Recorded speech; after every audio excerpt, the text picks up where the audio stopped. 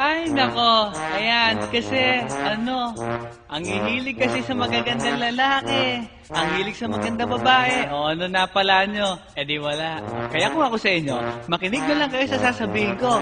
Humanap ka ng pangit at ibigin mong tunay. Yan ang dapat mong gawin. Kaya makinig ka sa akin and it goes a little something like this. Kung gusto mong lumigaya ang iyong buhay, humanap ka ng pangit at ibigin mong tunay. Isang pangit na talagang di mo matanggap at huwag ang lalaki na iyong pangarap. Ngunit kung bakit ko sinabi to'y simple lang, pagkat magagandang lalaki ay naglalaro lang ng iyong oras. Pagod, hirap at salapi, ngunit handang-handang iwanan ka naman sa sandali na ikaw ay wala nang ibigay, di ba? Kaya't pangit na lalaki ang hanapin mo, day. Kung hindi, sige ka, puso mo'y mabibiyak. Mawalay man ang pangit, hindi ka iiyak. Humanap ka ng pangit. Wag na uwi. Wag na Humanap ka ng pangit. Wag na uwi. Wag na Humanap ka ng pangit. Wag na uwi. Ibigin mong tunay. Wag na uwi.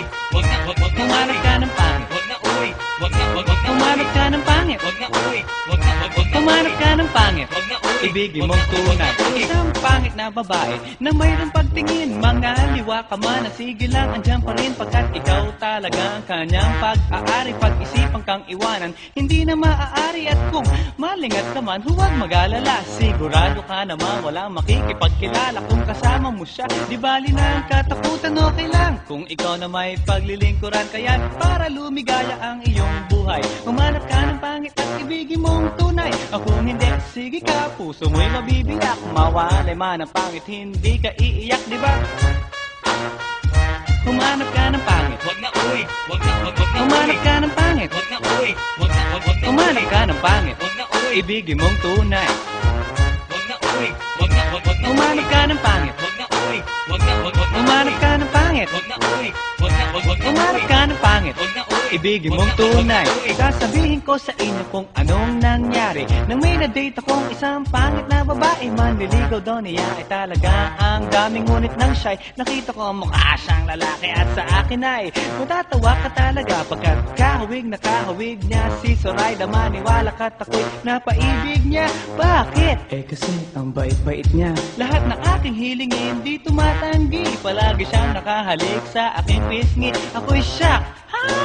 Araw-araw na tuwing kasama ko siya, gusto ko tumigaw, gusto ko iwanan siya, ngunit ako'y nag-isip, ito ba'y totoo o isang panaginip? Di siya maganda, ngunit ako'y kanyang hari. Iyan ba dahilan kaya't kasama mo palagi? Sabihin man nila na ako'y mangmang, para sa aking kagandahan ay hanggang balat lamang. At sa inyo mayroon akong ibubulong. Second anniversary na namin to, chong. Kaya't para lumigaya ang iyong buhay, humanap ka ng pangit at ibigin mong tunay.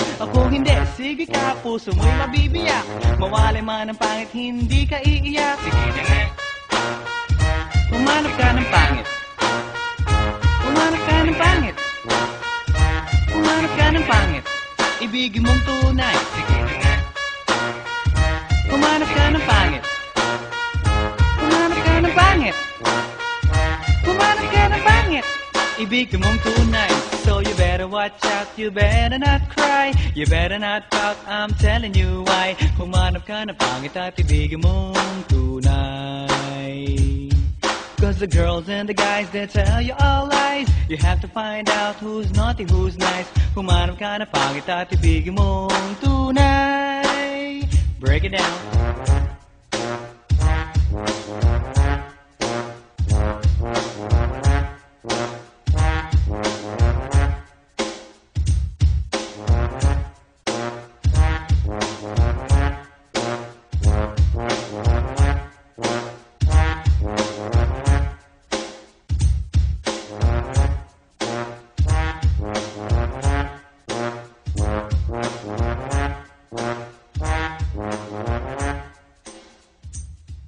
Thank you.